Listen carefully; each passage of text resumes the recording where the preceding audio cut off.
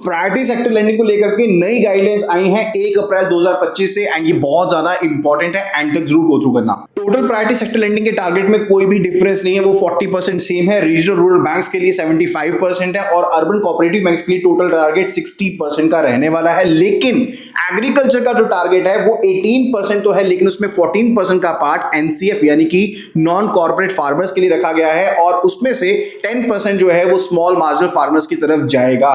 Urban cooperative banks के लिए target 60% का है, 7.5% एसएमई के लिए रहने वाला है और 12% का टारगेट वीकर सेक्शन के लिए रहेगा।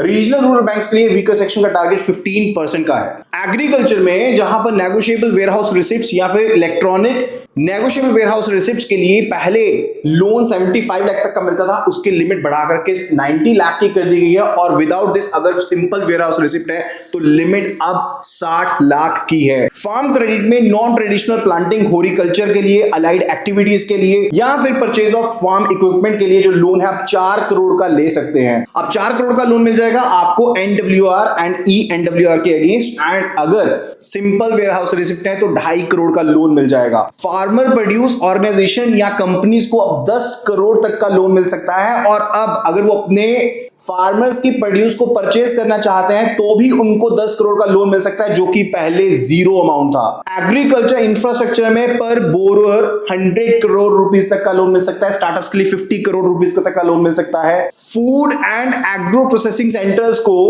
100 करोड़ रुपीस पर बोरोअर के हिसाब से लोन मिल सकता है। और अब एक्सपोर्ट क्रेडिट अगर एग्रीकल्चर पर्पस के लिए कर रहे हो, प्री शिपमेंट क्रेडिट या पोस्ट शिपमेंट क्रेडिट, वो भी इसमें कवर्ड है। नेक्स्ट पार्ट 2 के लिए जल्दी से सब्सक्राइब कर लो बिकॉज इससे रिलेटेड और ज्यादा बहुत से अपडेट्स हैं।